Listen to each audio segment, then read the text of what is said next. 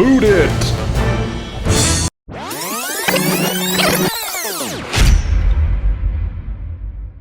Hey everyone, I'm Ron Swallow, and welcome to Reboot Rewind, the official after show for Reboot It.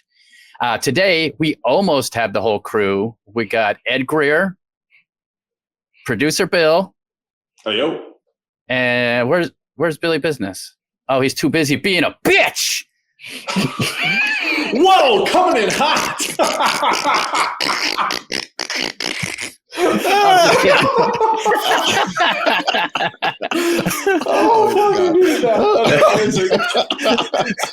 I had to make something come out of nowhere. I'm kidding. Billy is taking care of his kids, and because he's got another one already. I know he's just got one kid, but he's busy speculating. He's speculating. It's my toast over there. People are just splitting into new people. Yeah. You It's don't like know what's multiplicity. Yeah. Or he's dead. We haven't figured it out. That's true. He could be dead. That's true. Know. That's true. All of that's a possibility. We're gonna hate it if like he actually dies. This is gonna be the worst thing ever. This will be like we'll be looking back at this, feeling terrible about ourselves. Anyways, you guys, Reboot Rewind. This is where we go in and talk about our past shows and pitches and see what worked, what didn't, and also comment on what you guys thought. You leave comments, then we comment on those comments. There's so many comments happening, you guys. It's this is what happens when I mess up a word and then I start babbling. So enjoy that, guys. But today we're talking about Spawn. And you guys, do you remember who pushed this? Why did we decide to do this one? As I recall, this was sort of an interesting conversation because this was coming off of like 3-4 episodes. I mean, honestly, I'll just say it. This is coming off of 5 straight episodes of just fire, just straight heat that we were bringing at the beginning of season 4.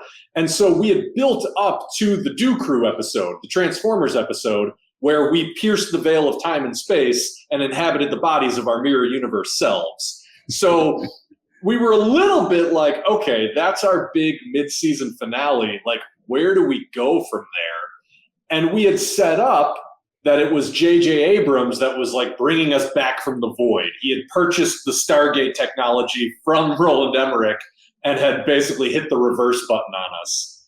And so once we got back, we were like, okay, what's a franchise we could be doing at Warner Brothers with J.J. Abrams? And as I recall, there was like a lot of things thrown out there. Do you guys even remember how we settled on Spawn? Because I kind of don't.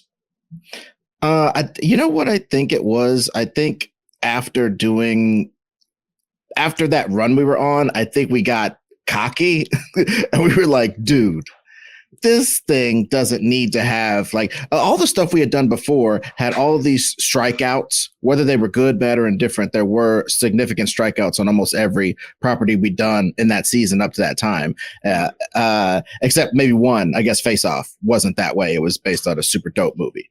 Right. You know what I'm saying? But otherwise, not to cut you up, but otherwise it was X-Men, Terminator, Transformers, and oh man, why am I blanking? Face Off, and what am I missing? Independence Day. Independence Day was the other one that also had a big stinker. So yeah, you're totally right about that. Yeah. So the bottom line is we came in it with this like, yo, we just scored 50 points. You know what I'm saying? We off the JV squad. This is awesome. And I really think that and I also think that we understood that there was a lot of potential in Spawn, but I don't know that we really, we would have done it anyway. But I think going in, I personally didn't see how difficult it might be to repackage this for today. You know what I'm saying? Like it just seems like it was more arduous than any episode up to that point. And we're talking about making Face Off for the beefcakes of now. We're talking about making a Transformers movie that had an intermission and barbecue culture built around it. You know what I'm saying? We're talking about all these feats that we accomplished. So Spawn, and let's just go ahead and revamp the 90s, baby. And when we started really looking at there was a lot of there, but not enough there in certain places of story. Yeah, it's now that you say that, I kind of recall that one of the reasons why we jumped on the Spawn bandwagon was just the ability to bring Todd McFarlane into the show to do like a two-hander with J.J. Abrams. And I'm looking through old texts, and we did say something about being able to hear your guys' imitations of, well, Ed's a Todd McFarlane imitation. Also, in here it said Billy Business is saying, "I'm a little bitch. I don't want to do Spawn." He definitely did not. He did not want to do Spawn. But the point I was making was that, like, we were attracted to Spawn for all of the sort of surface level reasons, like, oh, Todd McFarlane, that would be a funny producer. Oh, like, you know, cool hellbound horror action thing. We could do something with that. And wouldn't you know it, just like when you actually get into Spawn as a franchise, when you start actually digging deeper into like how the story works, you kind of go, huh. I don't know if we can do that. Yeah, it's very difficult, actually.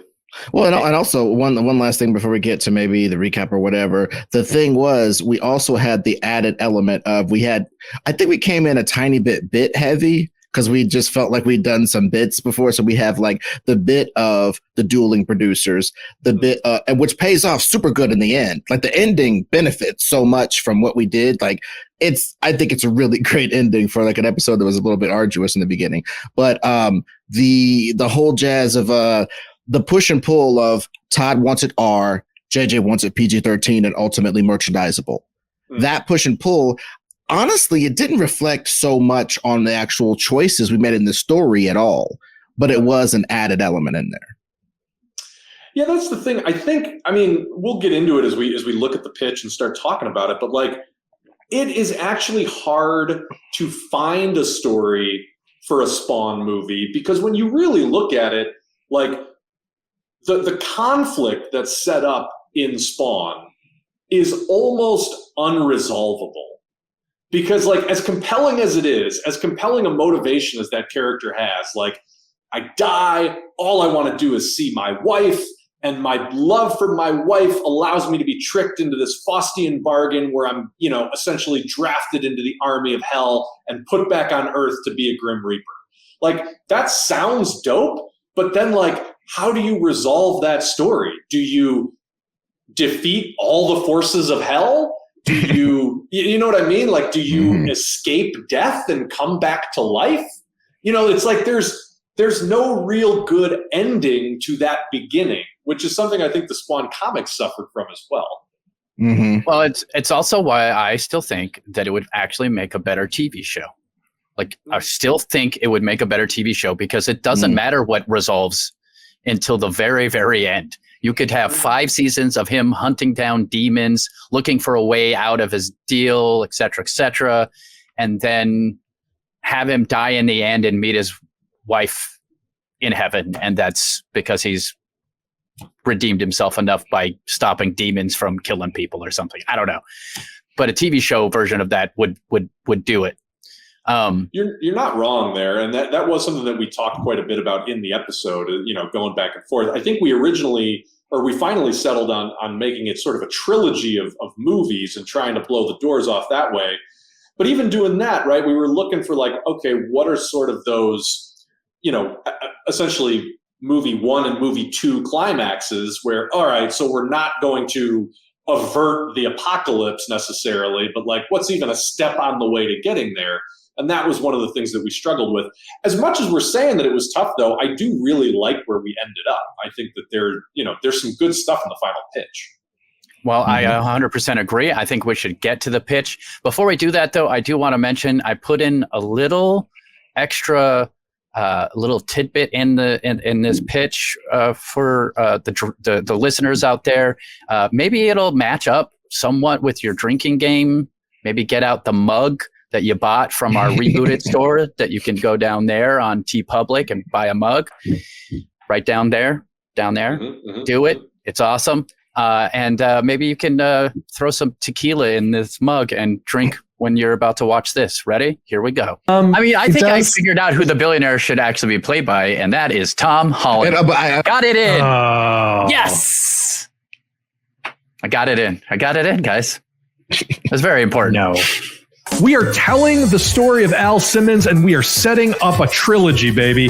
We have got Al Simmons living a split life, a secret identity almost, before he even becomes Spawn, where he is working as a private security contractor for a weird, zealotous billionaire. And the more he gets into it, the worse he feels about himself, and the only thing that keeps him feeling like he is still a good man is the love of his wife, Wanda.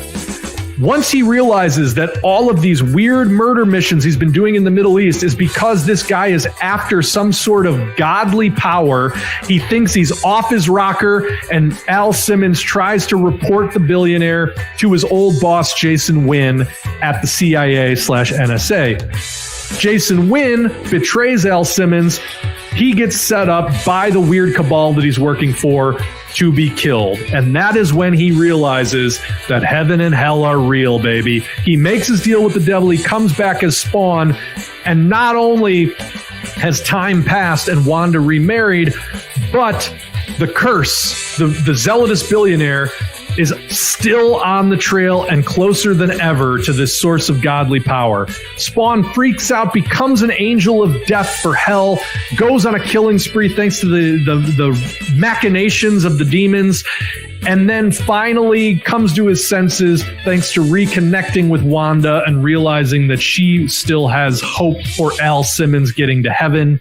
When the curse finally achieves the power of heaven, it doesn't turn him into the Jesus he thought it would. It turns him into the angel of death, the first harbinger of the apocalypse. And unexpectedly, the Hellspawn stops the apocalypse by defeating this angel of death, setting us up for a part 2 where all the rules have changed and we don't know which side Al Simmons should even be on. We are casting... Who did we say was going to be Spawn? I'm sorry, I'm losing track. Maybe Sterling K. Brown, maybe Yahya Abdul-Mateen, maybe Aldous Hodge.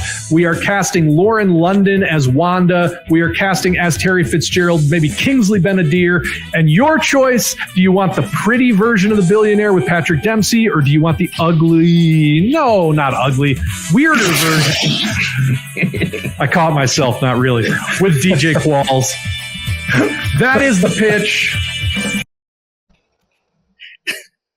Well, thanks for ending that, Ron, right on my faux pas. Thank you very much. You're welcome. You guys, I had to get to Tom Holland in there. We haven't had a Tom Holland discussion in a while. I had to put it in, and I'm very proud that I was able to get that in for you guys. I know you. Let me also just affirm, DJ Qualls, very attractive in his own right.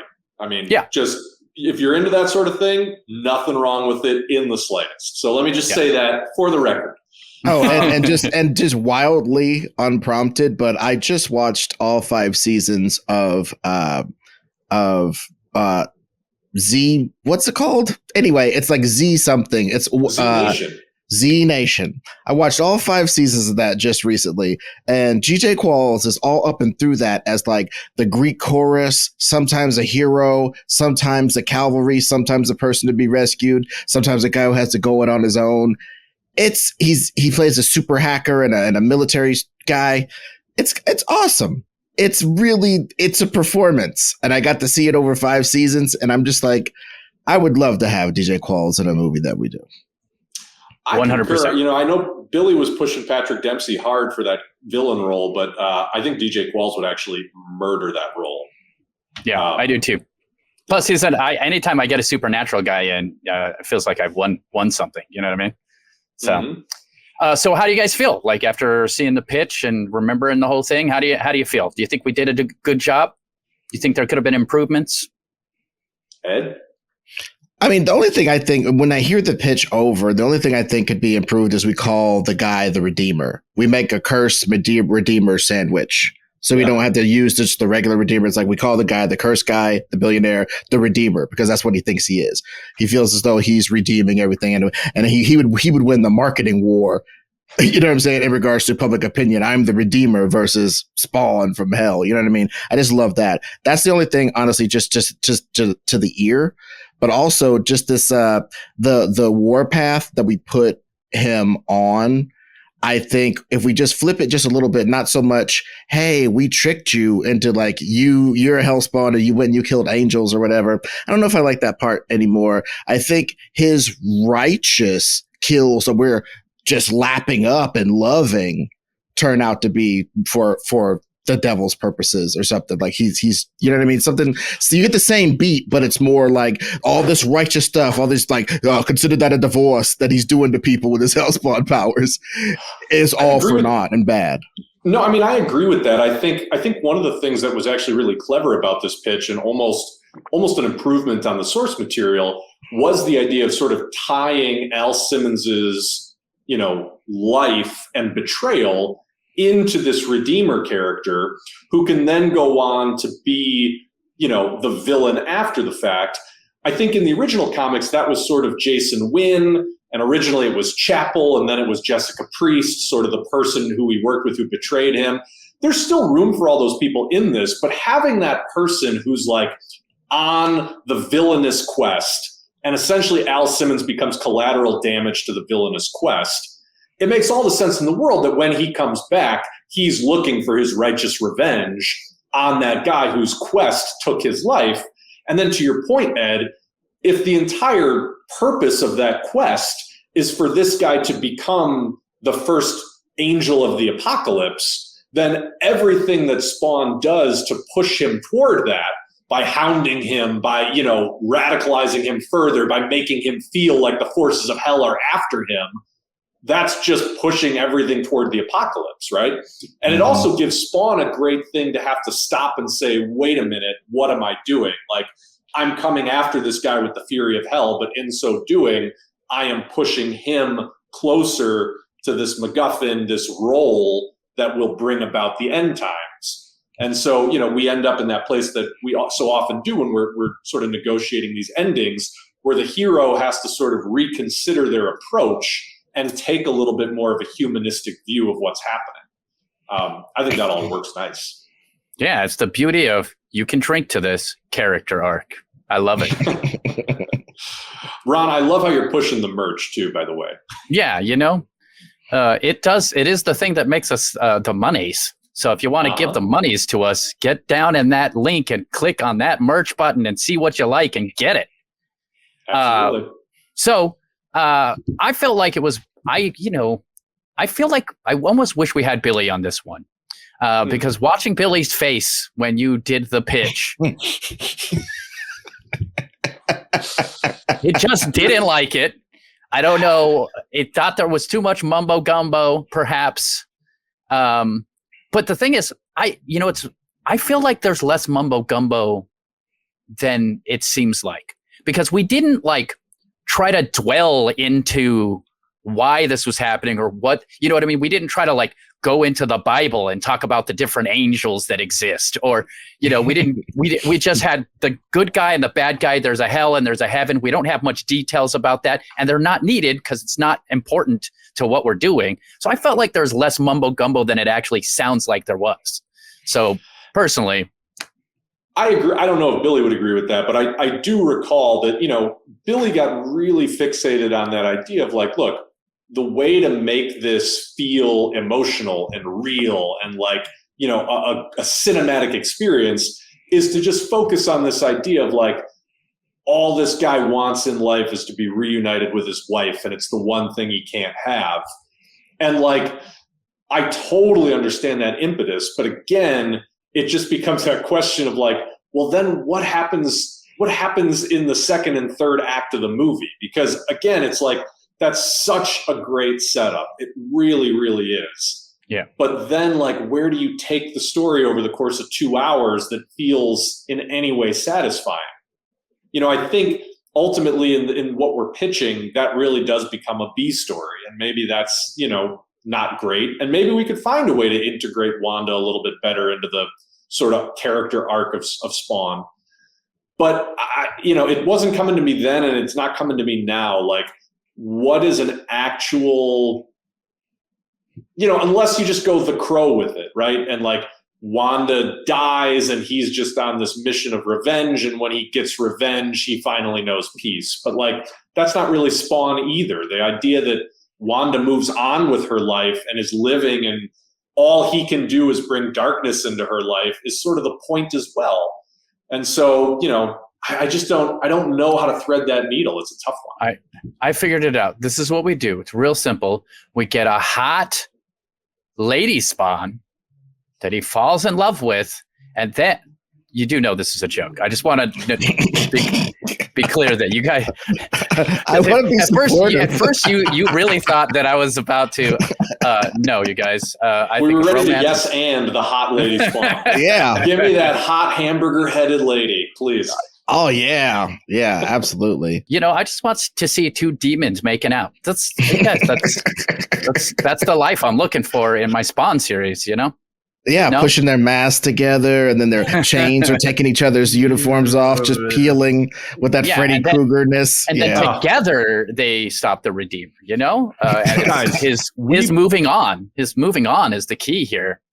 We missed our opportunity to turn Spawn into erotic horror. That's what I'm dude, Clive Barker should have been the director. We're stupid. And speaking of Billy and his contribution, the one thing I got to say though, at the end result, maybe a little bit too much crab claw in his mumbo gumbo there. But as far as his contributions to the product, though, I got to call out him kind of always being a clarion call to bring it back to the Al Simmons story. And us having to care about Al Simmons a whole bunch. That was all Billy. I think us, because Al Simmons is just the tiniest bit shallow. He is his grief, much like the Punisher or somebody like that. These revenge heroes. They kind of are their grief, just like John Wick. I keep talking about my boy, but some of these characters are very thin, and we love them for it. But with what we're trying to do with all these highfalutin concepts, it behooved us to try to bolster Al Simmons a little bit more. Who is he besides his grief? And I think we came upon a nice thing of he's also his guilt kind of over trying to be a good guy, that extreme compartmentalization that a guy who kills for the government and also private industry has when they go back to the States. Back to the so-called real people, as Succession would say, the real people involved. And he talks to real people and sees what he did to people who weren't real over there. And that conflict. And that's why he can't go to church with his woman, because he feels like a hypocrite kind of. That little thread of stuff, Billy, Bill, ourselves, we all did that. But I think it was at the behest of pushing in the direction that Billy wanted to go in that section. So I think there's an opportunity too for some good drama, and this is all Act 1 stuff. I mean, this is before Al Simmons dies, but I totally remember all that, and I thought it was great, that idea of really defining him by that compartmentalization. And when you juxtapose that with the Redeemer, the guy who we were calling the Curse throughout the original episode, who is very much a wear it on your sleeve zealot. That's a great sort of yin and yang compare and contrast, right? Because in a lot of ways, that guy is almost, part of Al Simmons wishes he could be that guy, right? Part of Al Simmons wishes it's like, I may believe some crazy stuff, but I'm just going to look you dead in the eye and tell you how much I believe it. There's something liberating about that. Absolutely. I sometimes wish I could have that kind of brain, but I can't. I just have to wonder about everything I'm doing all of the time. But I am very. I'm just going to say, can you do that comment that was from that? Which comments did you do? Because I want to get some of their commentary in here. Yeah. Well, we got Harley Ashley. I was going to start with. So Hardly Ashley, comments, baby. Here we go. Harley Ashley. Let's get some comments. And before I get those comments into, I do want to do a shout out to Kamau Jones, who acted with my girlfriend in a little Zoom thing, and who is really great, and told me randomly added my girlfriend on Facebook, and now we're found out that he's a fan of Reboot It. So super random, and how cool great. Is that? So thanks for saying hi and all that good stuff. And you should leave some comments because I'll love to read them. But let's start with Harley Ashley, everybody. Harley said, the Reboot It crew bring in the substance to a character that is style over substance. I say with love and respect as a product of this era of comics and reading Spawn for a time. I really like the parallel ideas of two men both believing they're good men doing right. Love the Lauren London call for Wanda. Also, got to throw in a cameo for Keith David, perhaps one of the earlier Hellspawns. Nice. That's interesting. I forget if that made it into the final pitch, but we were talking about sort of opening the movie with the death of like the previous Hellspawn, possibly even at the hands of the cursed character. That may have been discarded along the way. We were just looking for a way, in a movie that is so much about setting up Al Simmons as something other than Spawn and sort of delaying the gratification of him becoming the character. We were like, oh, how do we get in early with some of this, just with some of this supernatural nonsense, essentially. So, still like that idea. I think it may have eventually been replaced with the idea of like, we're going to follow the curse or the Redeemer as he encounters. Maybe that's what it was. It was like, as a child, this character encounters Spawn, and that's what gives him this conviction that these, heavenly and hell powers exist and are something that he himself could wield. Which actually would be a great role for Keith David. Keith David, 1970s Spawn or something. That'd be pretty dope. Yeah, that would be pretty dope. Absolutely. Keith David is a great actor. My problem is my brain always thinks of him as a comedian, like as a comedic actor, even though he's like a fantastic. I've just seen him in enough comedic roles, but then like in reality, he's like such a great all-around actor. He would nail something like this. I 100% agree. Let's go with another comment here. We'll go with this one from Sean Hannon or Hannon. It's probably Hannon. It's Sean Hannon because it's spelled like the Irish way. I think you guys Scottish? Well, crap. Now I'm an asshole. I think you guys started strong by saying you were going to lean into who Al Simmons is as a human being, but he didn't really do what he said he would. Definitely Scottish. Here's my suggestion. Pepper the whole first act with little scenes where he does something good and offhand manner without giving it any thought. He buys an extra sub at a sandwich shop and hands it to a homeless guy as he leaves without interrupting his, why is this? God damn it. Sorry, guys. This doesn't have the whole comment. I can summarize because I read that comment several times because you could see my response to it underneath. He basically was saying that we need to show more of, obviously, it just says more of that. We need to show more of the character being a nice guy and just really, really build up how nice you can be, but while also being a super bad contract killer person. You know what I mean? So if you could throw it back up, I'll read my response because I think I was right and I was wrong once again.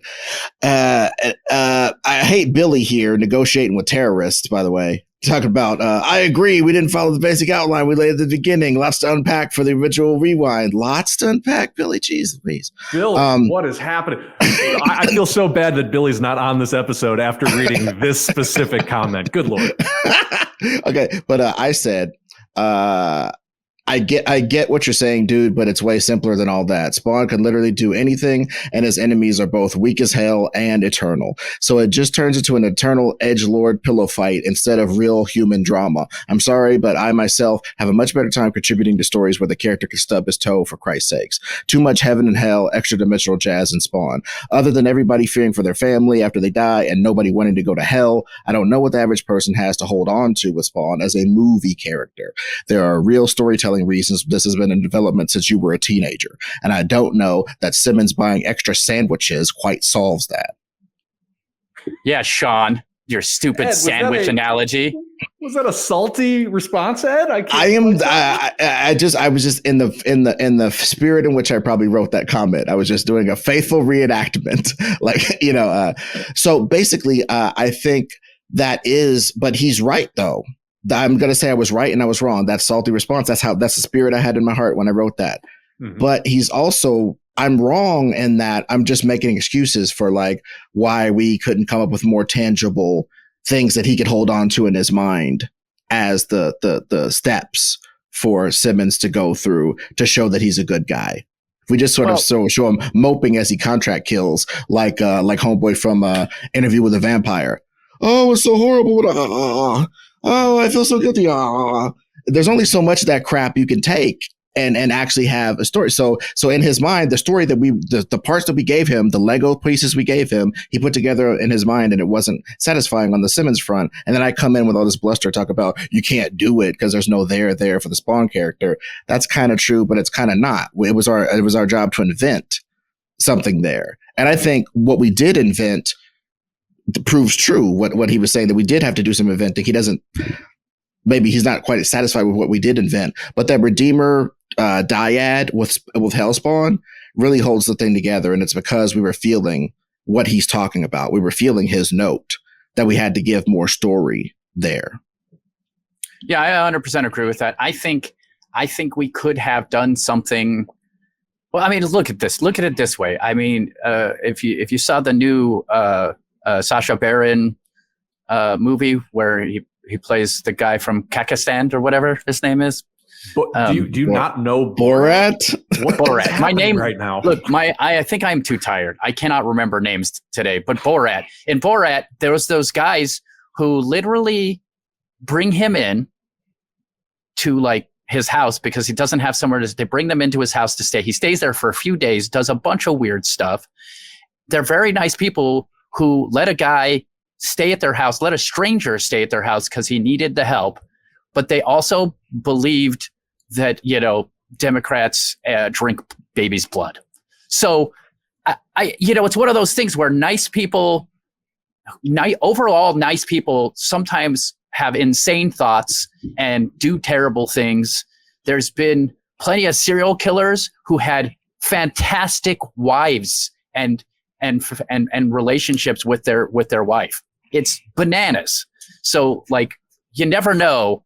I think it's perfectly reasonable that we could have Al Simmons going in, doing kind things other places to sort of halfway make up for what he does for his regular job. And it probably would only take 3 or 4 scenes to show that we know this guy is a nice guy. Like a very simple type of thing. It probably even less than 1 or 2 scenes even.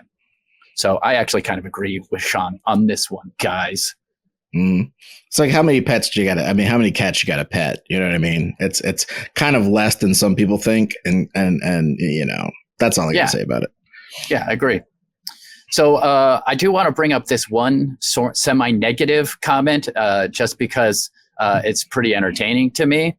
It's not necessarily negative. It's just what someone wants for Spawn. And I think that is a very important thing for us. Right, guys? I want to see a lot of glowing eyes, flying chains, choking people, boa constricting people, dark alley gore, and lewds.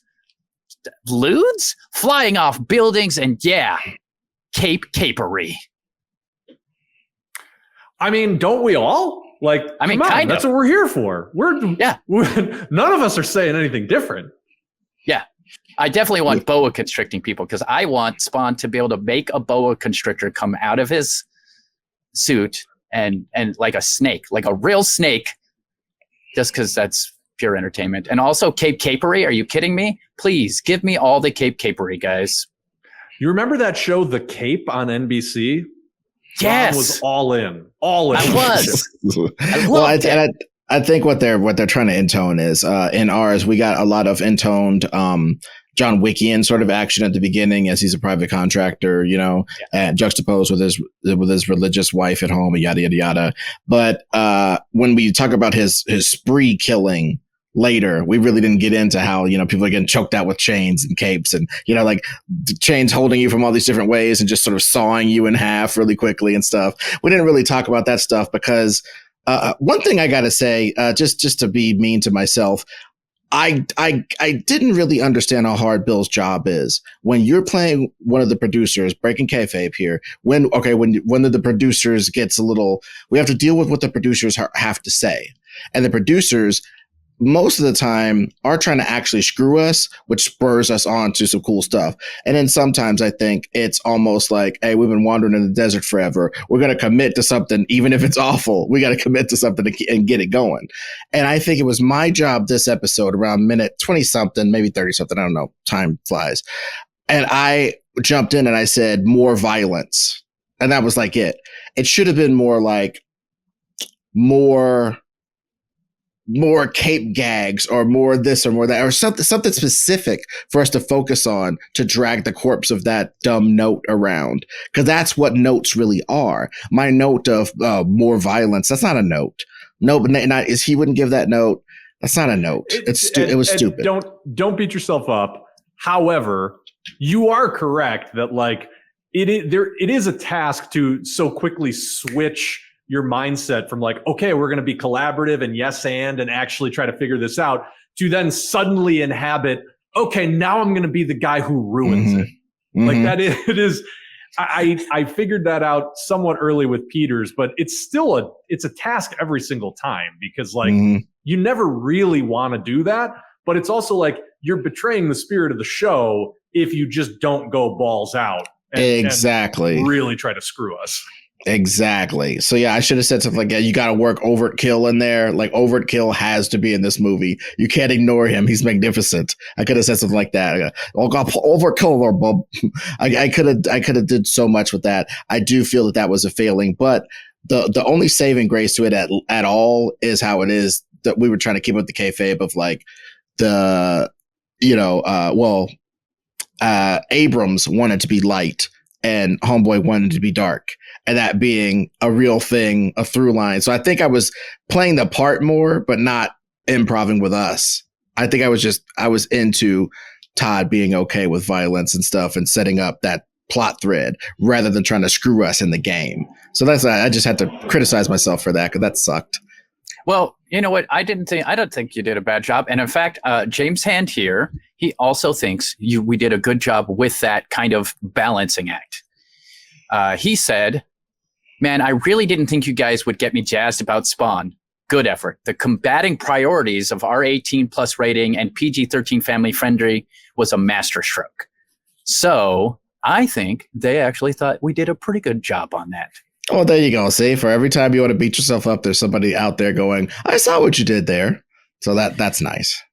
Yeah, I mean, if the other thing, I will say this, if we had used Overkill, since he's mostly a robot, we could have like really murdered him and still kept PG-13. Boom. See, there you go. See, and I like that. That's yeah, good. Because if you murk robots and do it in a graphic way, you can get away with PG with violence that looks rated R but is actually PG-13. It's oil everywhere. Yes. Yeah, literally. But also it would give us that thing that I think, if we're going to talk about it, I think the thing this pitch lacks is that secondary villain that is a physical threat. We had Jason Wynn, who we thought so much of that we didn't even cast him. You notice that stuff. We talked about Walter Goggins. We talked about this person and that person.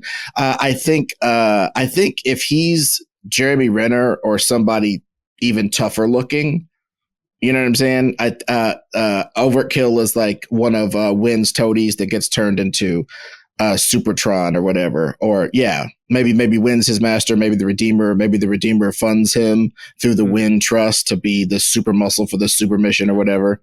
I mean, it's an easy shorthand for like why Wynn and the Redeemer have a relationship, right? Like if the Redeemer is this billionaire and you got a little public-private concern between the government and whatever this guy's got going on, and that's how you're getting your cyborg super soldier.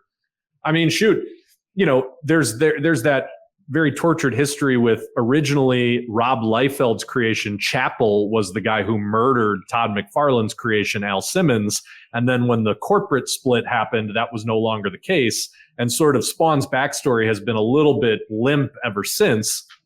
I mean, in this one, why not make the guy who actually pulls the trigger the guy who becomes Overkill, right? And so now you got a nice little triumvirate of Wynn giving the order on behalf of the Redeemer to the guy who 5 years later, when Spawn comes back, is also coming back reborn as Overkill. It might be a little bit of a hat on a hat, but it kind of works. Yeah, I like it. Yeah, and just get somebody from to tear through and show how powerful he is before the Redeemer fight, so that we can get a scale. Yeah, I mean, it's kind of a nice bait and switch. If you cast you're not going to cast Jeremy Renner, but you cast somebody notable as the guy who kills Al Simmons, and you think like, oh, this is going to be the rematch when Spawn comes back, and now this guy's a cyborg. but it's like first scene Spawn versus Overkill just absolutely destroys him. And now you're set up like, oh God, what is happening with Spawn? And so to your point, then that third act fight with the Redeemer is even more impressive. Yep, Yeah. I like it. Look at us. We're adding on stuff. Let's get to this last comment with TR Mahama. I think it's kind of whack having the wife character not being in the know. I preferred their interpretation at the beginning of you talking about her character, where they're equal partners and she knows what he does and why he needs soothing. And Ed said, I said, I definitely think we couldn't reconcile her being super religious and being cool with him murdering people for a private billionaire. There wouldn't even be the plausible deniability of him doing it for country to make her in any way sympathetic to him being a murderer for money. I think it's telling that we've never seen a scene of John Wick telling his wife about all the people he murdered. yeah, that's a good point. Yeah. Maybe that's Ron, you sound so convincing when you say stuff, when you say that. Oh, good point. Yeah. I will say, I mean, maybe the argument that you make there, Ed, is a good reason to do it, just because that would be a very fresh scene. That idea of like, honey, I'm religious and you're a killer for hire. Let's make this work together. Like, it's not an easy scene to write, but it would be a fresh one for sure. Yeah, I mean, it would be intense and interesting. Yeah, I mean, I want to see that scene. So get to work, guys. Write it. Well, and it's like, and I think also that would be a way for there to be a little bit more story going on when he got, because you know what it could be. Just real quick here, I think I always wanted to put a double beat in there of us opening with him murdering fools with the army and just faces on the dirt, murder. Like it's kind of horrific how much murder he's doing. And then he stops and it's serene and he's with his wife, but he's got to do all this counseling and they have to talk about all the stuff with his soldier stuff and blah, blah. And it's just like, this is lame. I got to get away from this. I love her, but I gotta move. I gotta shoot. I gotta get back in it a little bit. And then he finds a nice cushy job putting his hand on the limo for some billionaire. He can feel like he's in the crap, but it ain't really the crap. And then it turns out to be even worse than when he was in the army. You know what I mean? Like, I think just that little bit of something where it's like, you thought he was out. We give him a period of thinking he's out. You know, what's kind of interesting too, is, we talked about sort of him and Wanda, and this comes from the comics, but we talked about him and Wanda having a little bit of a difference of opinion where she's religious and he's an atheist. And she could even feel good about him getting the job with the Redeemer because he's a real Joel Osteen type, right? Like he is a real, all my wealth comes from Jesus. It comes from my faith. Wanda could feel pretty good about, oh, Al is going to protect this guy instead of going out to commit murder for hire. I mean, maybe that's even the thing that sort of bridges some distance in their marriage, which then gives Wanda even a level of guilt once Al is killed in all this. And so now it's like they both have something to wrestle with over Al's death. That's pretty juicy. Oh, it's big. And speaking of juice, what about the juice of you thought he was a super good guy, and now that you think he's a good guy, and I've committed approximately 17 murders in his service over the last few weeks and stuff, now I can't be open. Now that's a compelling reason I can't be open with you, because that would wreck her world. It would destroy her. So that's drama, baby. Love all that. Oh, man. And then that does also set her up, and maybe I don't want it to be just a CW tear-soaked conversation, but can I say something? Yes. I do want it to be a CW. I made that comment just for you, Mike. No, but somewhere around the Dark Night of the Soul, the turn from Act 2 into Act 3, she and him sort of reconciling that they both made mistakes, that, they both led each other into bad places. It adds a level of complexity to their relationship that was never there in the comics, where it was more just like she's this idealized piece of perfection and he's just, yearning after her.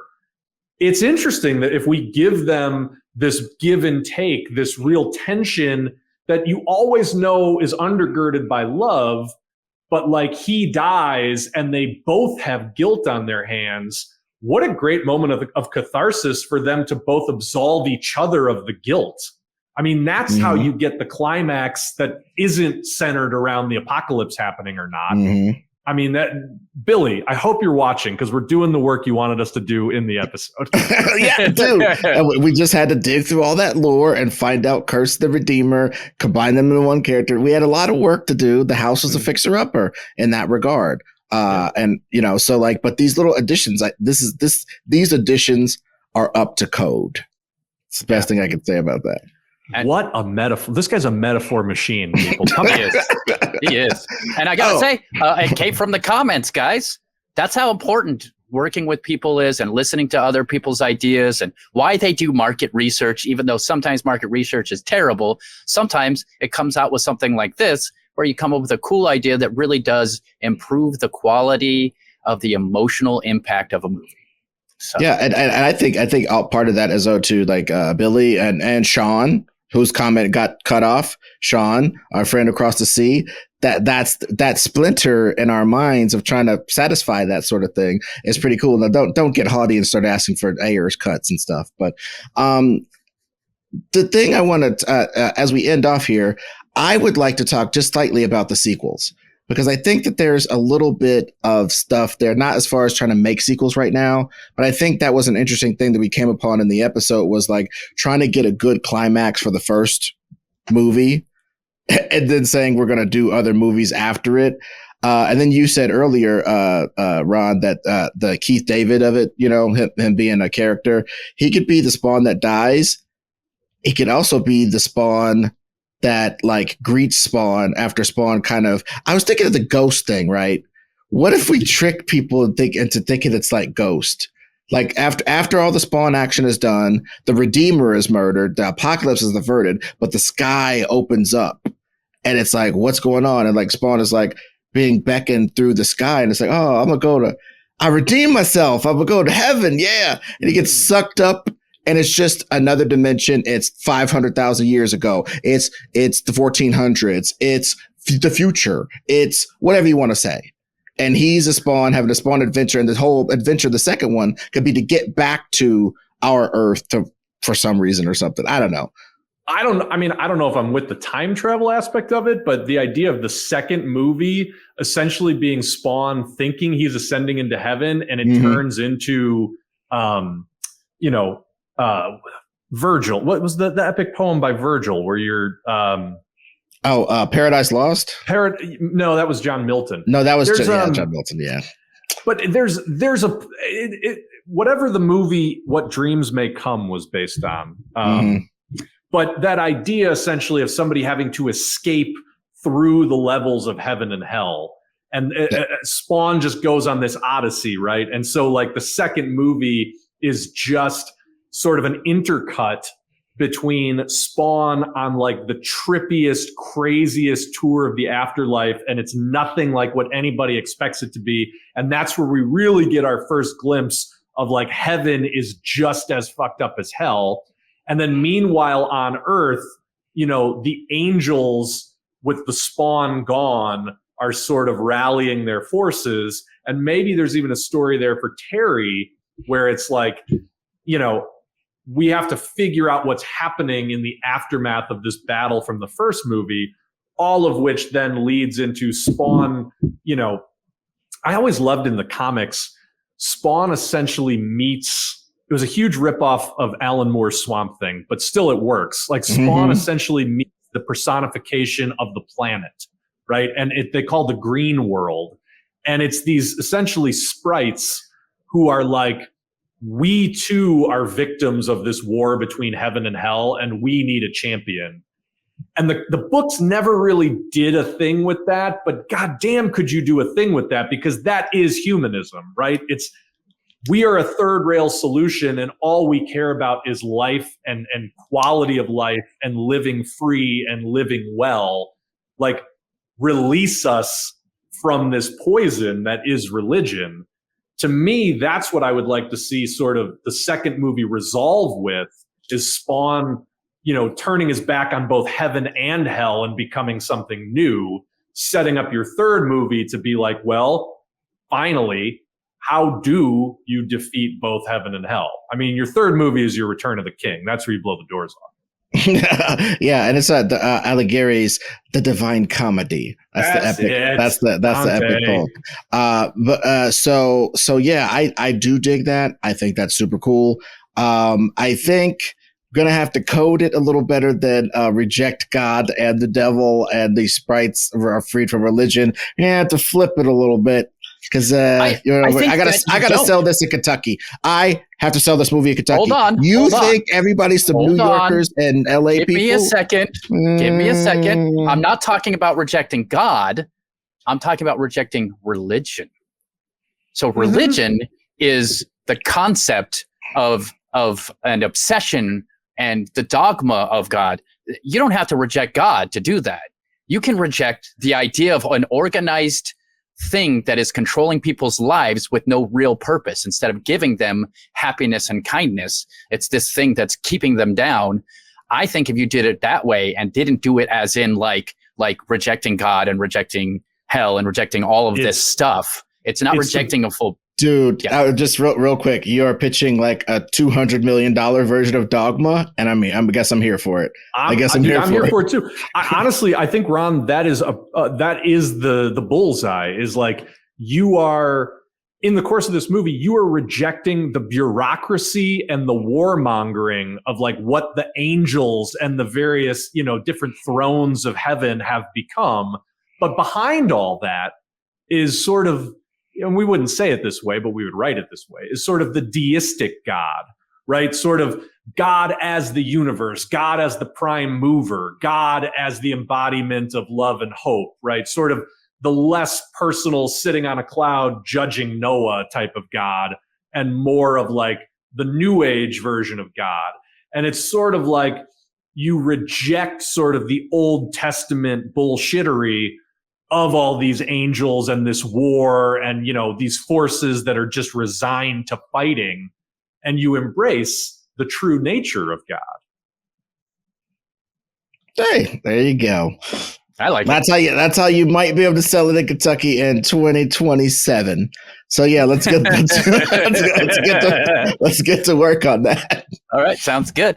Well, guys, I think that probably does it for this Reboot Rewind. I just want to say, on behalf of myself, Ed Greer, producer Bill, and of course Billy Business, who I love. And by the way, when I make fun of him, it's Billy. Reach out to us. Let us know you're okay. We need proof of life. We love you. We care about you. Exactly. Right. But what I want to do is thank you guys for watching and being part of this really special community we built here. And so thank you guys for supporting us. I've already mentioned it a couple times, but you can get some merch down. Click the link below if you would like to. But more than anything, subscribe, like, and mash that alarm bell so that you can get all of the information on when we're coming up again. Thanks, and have a good one.